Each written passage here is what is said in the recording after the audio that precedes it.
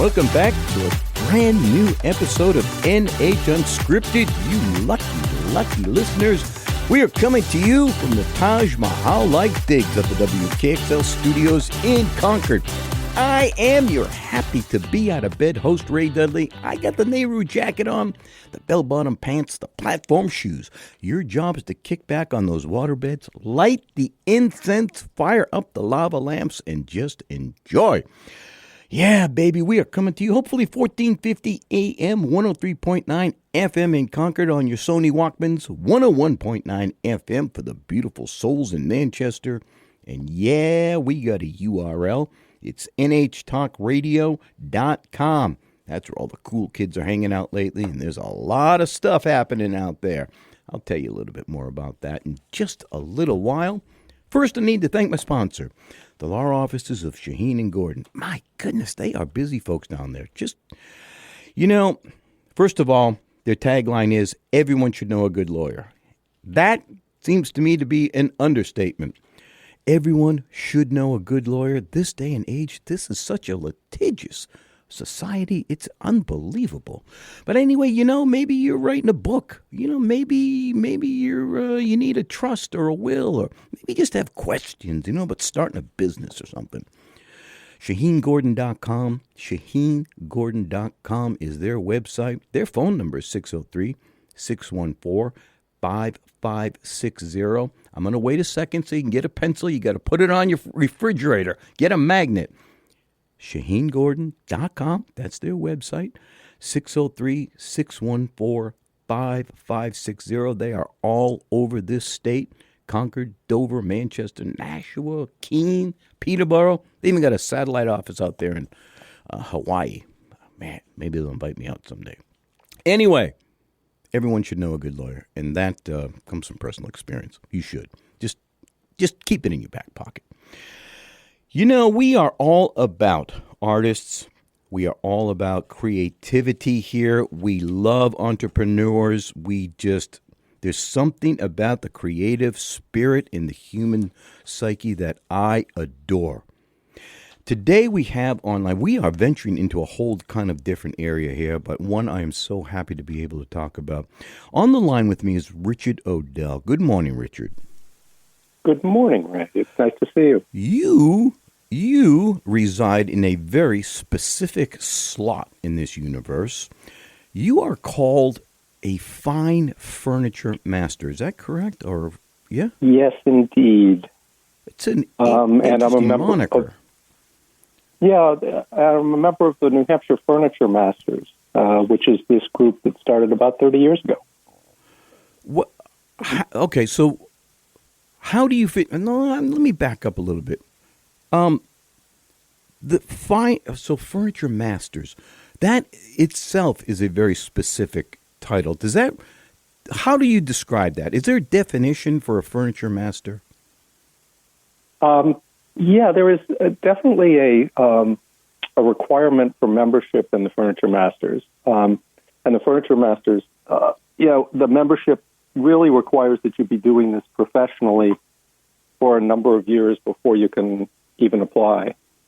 And our members are pretty good. We end up having an awful lot of work that gets sent to museums and collections around the country and around the world. So we try to be at the top of our craft. Is I guess what we strive for. Before we get too in depth, can you give us a couple of URLs or websites that we may be mentioning today? Sure. The first one is FurnitureMasters.org. And that's the main website for all of the Furniture Masters. And you can contact any of the Furniture Masters right off of that website. We don't all live in New Hampshire, but we do have that in common. And my own personal website is finefurnituremaster.com, and that gets you directly to my website, and I'm up here in Wolfboro. as far away from the lake and still be in Wolfboro as you can get. I actually sit on a hill overlooking Mount Shikara right now.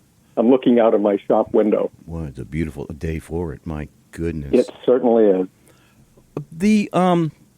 So for anybody who would happen to go out to any of those websites, it is mind-boggling the art that you folks create. You're not making just a lazy boy recliner here. What we're looking at is unbelievable. I mean, it's staggering. Well, thanks. Yeah, that's what we strive for. This is, we live in an era of IKEA, and we strive to be sort of the polar opposite of that. One of our members, David Lamb, has been Artist Laureate of the state of New Hampshire twice. One of our members, John Brooks, has had the Lottie Jacoby Award awarded him by the Cultural Council. So it's a group of people who are artists and makers, and we just happen to have furniture and decorative arts as our sort of the work that we tend to be classified under. It is stunning. I don't know any other word for it, because you could sit here and just sit on a homepage of any of those URLs you gave out and never click on anything and just sit there stunned and riveted by what is on the screen. Oh, that's great.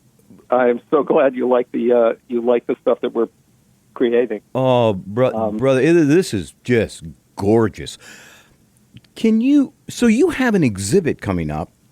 I want to talk to you about the organization and the exhibit. Give us some dates for the exhibit and where it's going to be held. Okay, the exhibit is called Joined Together, 30 Years of the Furniture Masters, and it's at the Courier Museum of Art in Manchester. The dates are October 9th, and that's the opening night, through February 8th. So it's 3 months and a little bit, and there are 20 some odd masters who are part of that exhibit. Is that and go ahead. Yeah, no, go ahead. It's going to be a fabulous exhibit. I've seen all of the pieces. I was one of the jury members when we selected which ones we were going to pick. And it's a difficult job selecting for these. There are just so many examples of great work. I can imagine. The joined together, is that a play on words there? Is that a little pun inside? It is, and it also is the title of the book that goes along with this, and also talks about the last 30 years of studio furniture in the United States. Because that's really, a lot of the leaders of that movement are tied up with the furniture masters. So where should we begin here? Gosh, this is the whole subject is so rich. Let's start with you. How long have you been personally creating furniture, and why? Is this generational for you? Well, yes and no. When I was in high school, I started making a couple of simple pieces, and not knowing anything about anything, I just wanted a piece for my dorm room. And surprise, surprise, I was able to do that. But it got me interested in historical preservation, and so my degree coming out of college was in mechanical engineering, and my minor was in history, American history. So, fast forward 20 years or so, I was always tied into the history of furniture, the history of decorative arts, the history of New England, the history of New Hampshire specifically. And after a couple of different careers, I decided that what I really wanted to do is I really wanted to get rid of, not have employees particularly, but rather work on things that are of high intrinsic value by myself. Okay. And so around 2000, that's what I started to do. So it's been 25 years of continuous work, in the shop at 5:30 or 6 o'clock in the morning. You have to pry me out of there with a pry bar at the end of the day. Richard, hang on right there. We have to pay some bills. Folks, you are listening. You are listening to NH Unscripted. We are coming to you from the YMCA-like conditions of the WKXL studios in Concord. My God, I can smell the pool chlorine from here. 1450 AM, 103.9 FM on your transistor radios. Richard Oedel, a fine furniture master, is on the line, and I have a million questions. We'll be right back.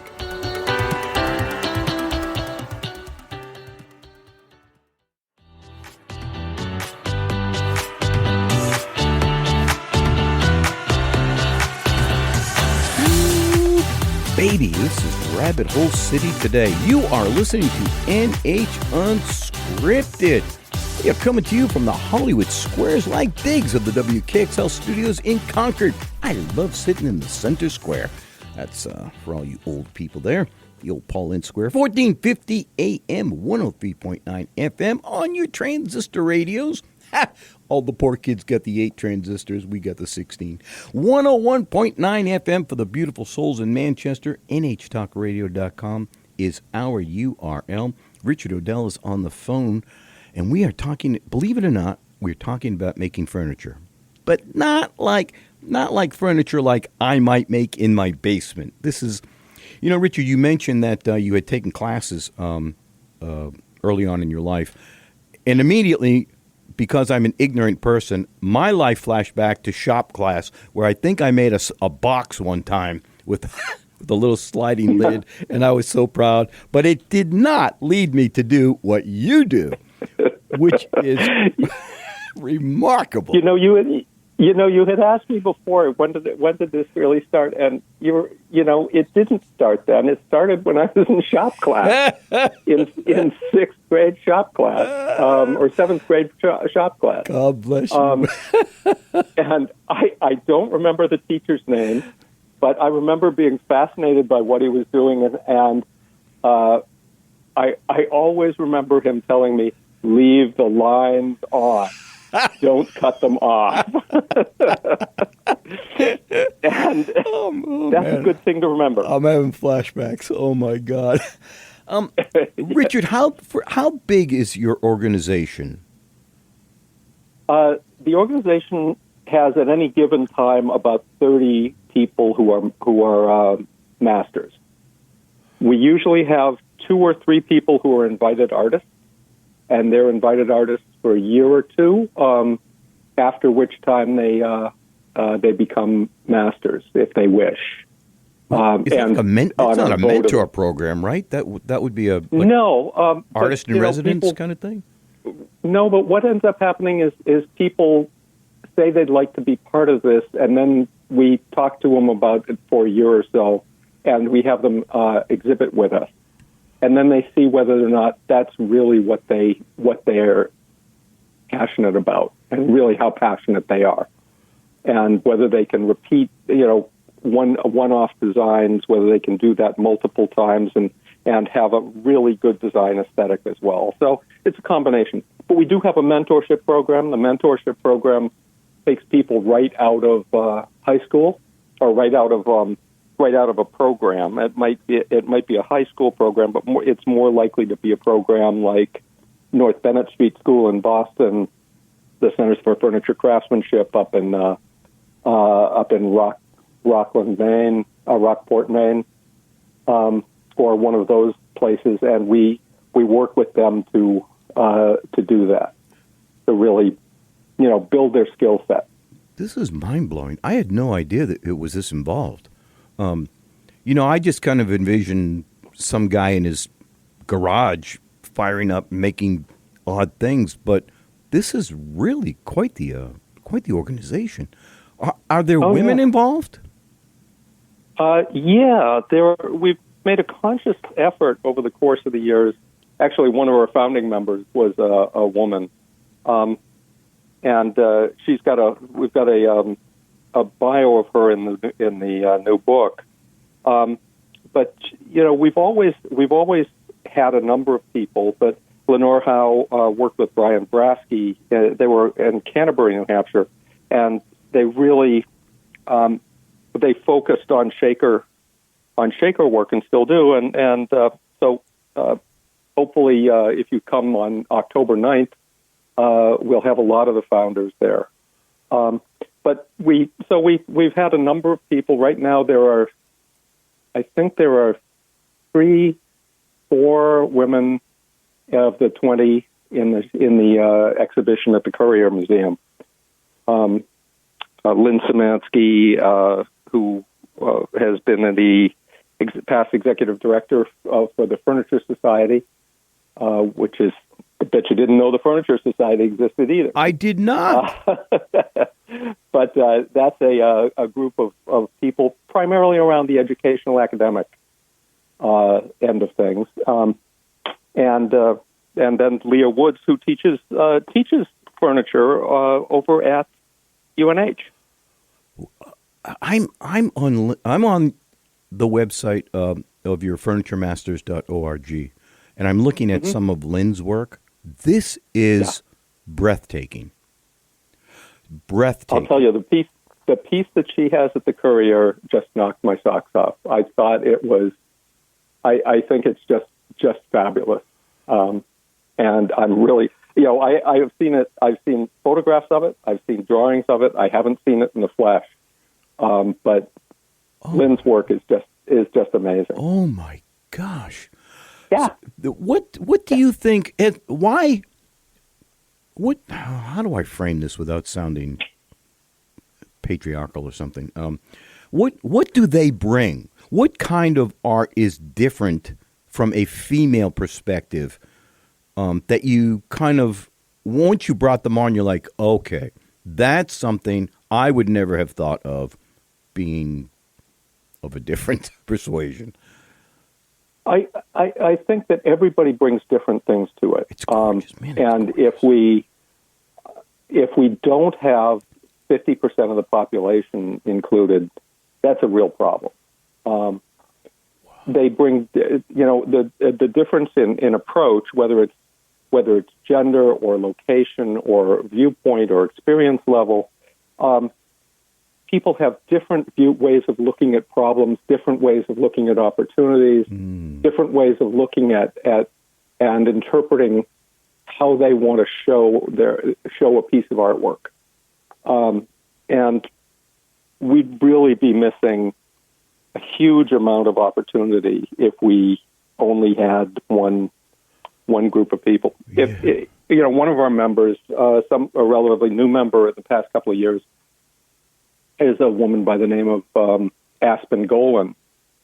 And she's just been awarded she's the first maker to receive the Metropolitan Museum Artist in Residency for reinterpreting traditional craft.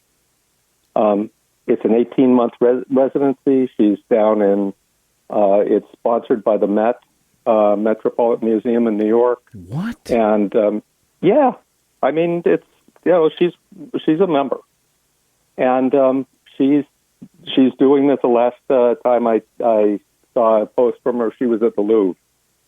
Because the Met had flown her there, and Vacher and Constantin, who is the watch company, they're very involved in craft, as you can imagine. Yeah. Making a watch is a lot of craft. And Aspen just brings a whole nother way of thinking about furniture and decorative art to her work. I am on her website right now. I don't have enough adjectives to describe what you folks do. Yeah. Well, I've been doing it for 25 years, and I don't either. Oh so my! Don't feel bad. It's unbelievable. The beauty. I mean, the beauty of what you folks put out. And please do not. That is not. I don't mean to put it on such a a trivial. I don't have words. That's my problem.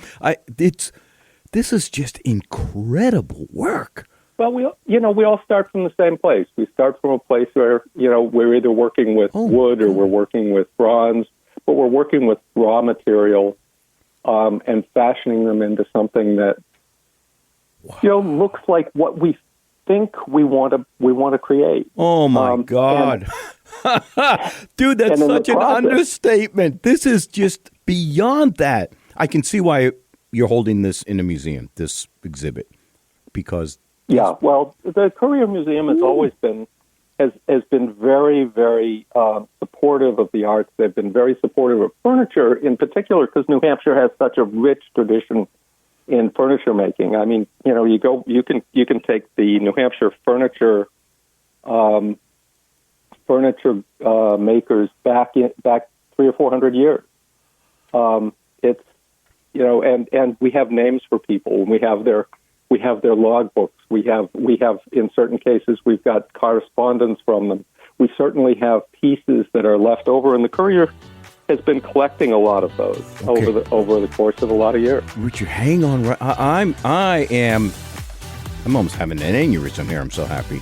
My goodness. You are listening to NH Unscripted. Oh, my God. I hope you got your cup of coffee with you. Oh, we are coming to you from the not-so-overly ostentatious digs of the WKXL studios in Concord, 1450 AM, 103.9 FM on your transistor radios. Hey, maybe I can get some fine furniture master to make me a radio. Anyway, nhtalkradio.com is our URL. Richard Oedel is on the phone. My goodness, what a treasure. We will be right back.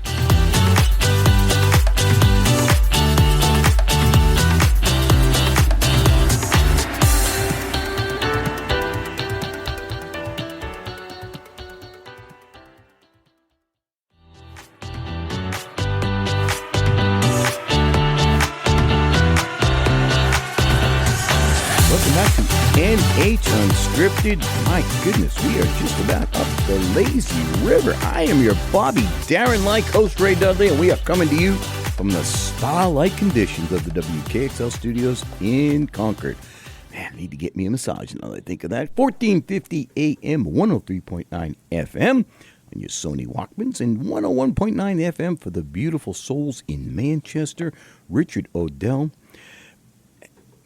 Okay, we're talking furniture making. We're not talking like what I would make, some kind of little stick figure kind of thing. Richard, the exhibit that's going to take place beginning October 9th at the Courier Museum. So talk a little bit about, will all of the artists be there to talk about their pieces?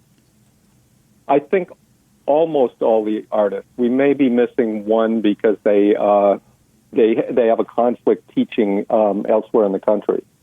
But you're going to have almost everybody there. And will there be a Q&A? I would think this thing could go on for well into the night with questions people would have about the beauty of these pieces of furniture. Oh yeah, the masters will be there answering questions, talking about what we do. If the museum will let us, flipping things over and looking at how things are constructed, and and just talking about what all of the work that we do and how we do it and what sort of things inspire us. And there will be a whole bunch of other programming associated with this over the next 3 months as the exhibition goes on. But the opening night is going to be just fabulous. The ninth will be a really gala evening, and everybody will be there for that evening. Oh my goodness! But we also have in the middle of it, in November 12th, I believe, we're unveiling the documentary that was made about the Furniture Masters that has just been released moments ago, and it's about the Furniture Masters. It's about the life that we choose, the way that we do this, and that'll be at the Courier in the auditorium on the 12th, along with questions and answers and a lot of makers being there and being involved on an up close and personal level. Is it a documentary? Yeah, it's about a 35-minute, 40-minute documentary. Is this the one I'm looking at called Masters of the Movement? Yes, that is absolutely the one that we're talking about. Wow. Man, it was. I have to take my hat off to Tira Hansen up at the gallery at Somme Sound up in Bar Harbor area because she looked at this and she said, "We need to do a video about you guys because this is really important." She's been a supporter of ours for years, and that's the last I heard of it until all of a sudden it pops up and she says, "Well, we're halfway through." What? And she is a force to be reckoned with. It's just and the product, the documentary that was produced out of this is really top notch. Looking at everything out here on these different websites, I'm sure they could fill more than 30 minutes because each piece that you folks design and create deserves at least a 30-minute documentary on it. Well, it's the old story, you know. The you look at it and then you start winding your way down the rabbit hole, and before you know it, you're well underground without. Yeah. Are a lot of your folks inspired by the early stuff of like Thomas Jefferson or some of those from that era? Yeah, a lot of us came up through the traditional furniture making craft school. So North Bennett Street School, which teaches really traditional designs from the 1700s and early 1800s, late 1600s, 1700s, and early 1800s. And that's as far as North Bennett Street really goes. Some of the rest of us went to places like RISD, where it's much more contemporary and it's much more of a design school. But yes, there's a lot of overlap with thinking about traditional work and how that could be interpreted today. Take a look at David Lamb's piece that was purchased by the Courier Museum a few years ago, or maybe commissioned. I'm not sure whether they purchased or commissioned it, but it's a traditional form. But the way that he put it together is very contemporary in feeling and the way that it looks. You'd never confuse it. An expert would never confuse it with an early piece. My goodness, he makes some incredible stuff. Oh my gosh. Oh yeah. This is just beautiful. My God. Do you? Well, that's one of the real things about this. The Furniture Masters is, being a member of it, at the very beginning, and this is, I joined. I was invited in 2007, and I walked in there with my piece for the photograph day, and we're all photographing our pieces for that year's little booklet, and I walk in and I look at everybody else's pieces, and my first thought is, I've got to step up my game. Oh, come on. That's incredible. And you have to realize that everybody else who walks into that room has exactly the same thought. They look at what everybody else is doing and they say, wow, that is really great. I have to learn either that technique, or I have to think about my work more, or I have to bring it up to the next level of fit and finish. But each of us inspires the entire group to raise the level of our work. This is jaw-dropping. I don't know any other way to explain what visually my mind cannot grasp what I'm looking at. Some of the inlays and some of the handcrafted, the wood that's bent and curved, and this is just out of my league, obviously. But yeah.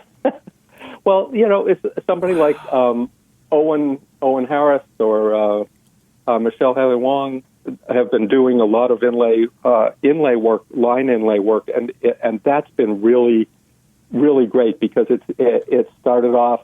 Some of it started off as fairly geometric, and then it spiraled out of that. In the case of some of Owen's work, it's really spiraled. And the way that people, and so Michelle has looked at some of that and has taken that another level further. But we all look at that and say, gee, is there any place that I could use those techniques in some of my work? I'm Owen's stuff as well is breathtaking. Folks, I apologize.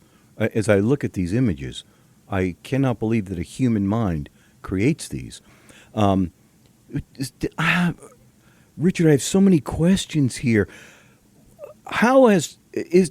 Are you folks, does technology bother you folks? Are you like, no, we need to just stick with old school, like planes and chisels and, or do you embrace as a group current technology to help facilitate some of this stuff? I just can't get over these pictures.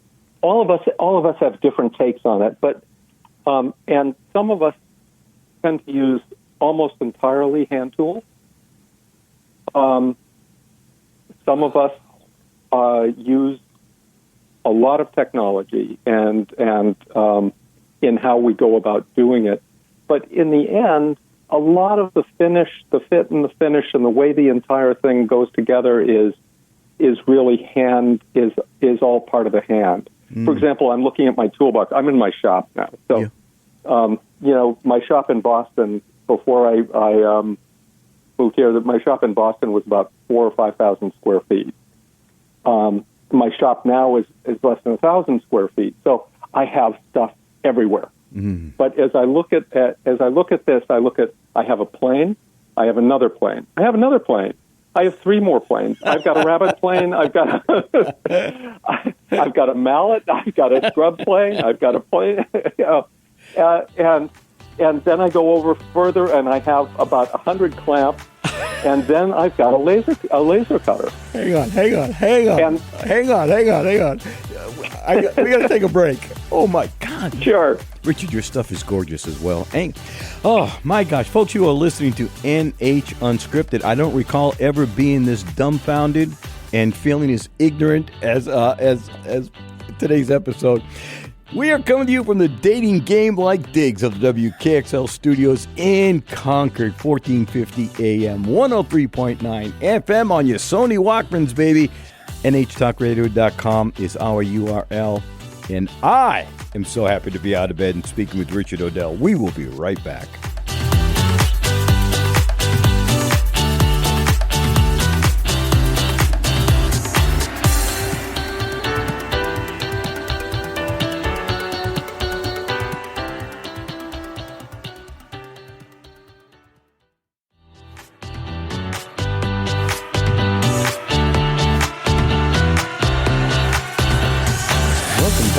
NH Unscripted, where we are indeed taking care of business. I'm your Bachman Turner Overdrive-like host, Ray Dudley. We are coming to you from the Gong Show-like digs of the WKXL studios in Concord, 1450 AM, 103.9 FM. NHTalkRadio.com is our URL. If you happen to go out to that website, let's say you're up at 2 or 3 in the morning having some warm milk and cookies, and you're like, I need a friend. You go out to NHTalkRadio.com. You'll find archives of this great, what should be award-winning show, along with all the other great programs that take place here at the studio. This show airs every Wednesday and Friday mornings at 9 a.m. I'm sure you knew that already. Richard Oedel, who sports the moniker Fine Furniture Master, is on the line. Richard, there's a book that goes along with the exhibit. Is that correct? Yes, indeed. It's called the same name as the exhibition, Joined Together, 30 Years of the Furniture Masters. We actually picked the name of the book before they picked the name of the exhibition. Oh, cute. Yeah, but it's a really important book because it really goes through the last 30 years of this furniture movement, the studio furniture movement in the United States, and specifically these the people who have been involved with this, the people who started this back in the 90s, and then bringing it right up to date. One of the chapters that was written by Deirdre Visser, who's a really great writer, is Community Possibility in Creating a Life in Woodworking. And it's a conversation with four of the furniture masters, and just how they've approached it, how they came to it, the struggles, the way that they were trained, and then it has 180 some odd photographs of pieces that span this 30 years. So it's really a seminal book. I think it's one of these books that you'll be looking at many years from now. Definitely should be on your coffee table. This is a coffee table book for sure. Oh yeah, I mean for sure.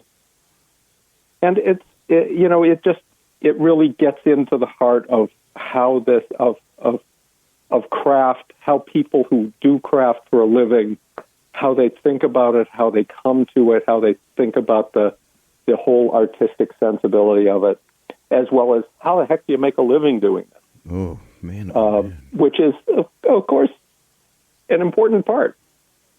Can they get it signed if they buy this? Is it okay to have like the craftsman sign this thing for them? Absolutely.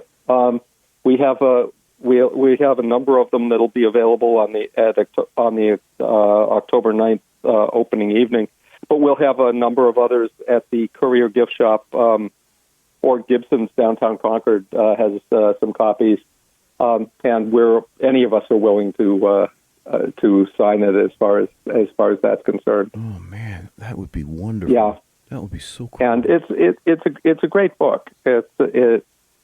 Despite the fact that I'm the editor, but not biased at all. But no, unbiased, completely unbiased. Yeah, but, you should be biased. Everything you guys touch is just gold. It's beautiful. It's all visually stunning. All of it. Well, not everything is that we touch is gold. Some of it's mahogany. Okay. All right. You got me. See, now these are things. So that would bring up a rabbit hole that I would love to go down with you. There are so many things I wanted to ask about, like Asian. Is there Asian influence in this at all in what you folks do? Or is it strictly North American, USA, that kind of thing? No, it depends on the individual master. John Cameron, who lives down in Gloucester, he has been down the rabbit hole in Japanese and Chinese furniture for years, and some of the work that he does is it's just breathtaking. It's great. You can see if you can look at John Cameron's website off of the Furniture Masters website, you'll see some of his work. But in addition to that, he engraves all of his own and makes all of his own hardware. So he's an engraver as well. He makes his own hardware. So I'm looking at these desks that I just happened to click on his website. He makes the hardware that goes on all of these? Oh, yeah. Yeah. Oh, man. And we are, many of us are well down the rabbit hole. No kidding. Understatement alert. Jeez. Yeah. But that's what John was doing. Oh my! And one of his pieces will be at the in Concord or in Manchester at the Courier. Oh man! Are there? This is going to sound now so juvenile. Are there certain woods that certain craftsmen prefer to work with as opposed to not work with? Yeah. Some. It depends. The answer is yes. We all have our own favorites. If you take a look at John Brooks' work, John Brooks' work is much more sculptural than it is functional. So he does things out of local woods. He has 100. He backs up to many acres. Something tells me 175 acres worth of untouched forest that he goes out and he combs through and he cuts pieces out of this forest and then uses those pieces in his work. So basically all of the wood that he uses is within a walking distance of his back door. Wow. If you take a look at my work, I use a lot of exotic woods, so I'll use Macassar ebony, which is an African hardwood with wonderful striations in it. I'll use rosewood when I can get my hands on it, the mahogany. But I also use ash, which is a tree that we grow here in New England, and which unfortunately is being devastated right now. Yeah, my property. Those ash borers. Yeah. A few years ago, nobody knew about them, and now everybody knows about them. I guess when I know about it, it's hit the mainstream. But wow, yeah. Okay. Yeah. So each of us have our own preferences of those things that we work with, and some of us like working with other things as well. Bronze, glass, gold leaf. I use a lot of gold leaf for some of my clientele, especially that in the Middle East. A lot of the clientele in the Middle East really likes gold and gold leaf. So a lot of solid gold gets used in that. I promised you that we would touch base on the prison program. Can you talk about that quickly? Sure. We started a prison program in prison outreach program in 2020 as a result of a judge coming up to us and saying, could you teach some of our inmates this skill? And we said, sure. So we went in and really built a huge amount of expertise into the inmate population. A number of those people who graduated over the years. We run that program in the men's prison in New Hampshire, in the women's prison in New Hampshire, and then the men's prison system in Maine. In New Hampshire, unfortunately, what's happened this year is we have the budget at the state level has been cut from $170 million to $140 million. So this program, along with many others, is getting sidelined. Maine, on the other hand, has elected to really increase the funding for their prison systems because they know that 95% of these people will get out and be in part of the mainstream population. They're not in there for life. They're in there to make themselves better and become rehabilitated. Is it well embraced by the prison population? It's incredibly well embraced by the prison population. But the problem with prisons is that people don't tend to say, "I want to spend money on prisoners." And it's sad because these are all people like you and I, like you and I could be, if it were just for one or two circumstances that happened to you early on. And these people, there are some incredibly talented people in the prison program system, and it will actually have two pieces at the Courier exhibition by prisoners. Are these master craftsmen as well? Yeah. The work. Yeah, the work on these that these people do is just unbelievable. If you look at the Furniture Masters prison program, prison outreach program, part of the website, you'll see some of that work. But it is one of the people graduated and was released. We immediately made him a Furniture Master because we'd been working with him for so many years. We knew what he could do. We knew his leadership capabilities. We knew his ability to teach other people. Richard, I have to cut you off, my friend. I hate No! Yes, I know. I hate to do that. Oh, man. Folks, you have been listening to NH Unscripted. This one just is so inspiring. Oh, my God. Thank you for saving the last dance for me. I am your Drifters Like host, Ray Dudley, and we are coming to you from the Honeymooner Lake Digs of the WKXL studios in Concord. 1450 AM, 103.9 FM, 101.9 FM for the beautiful souls in Manchester. NHTalkRadio.com is our URL. Richard Oedel, fine furniture master, is talking about the exhibit taking place October 9th at the Curry Museum. Thank you, Richard. Thank you so much, Ray. I really appreciate it.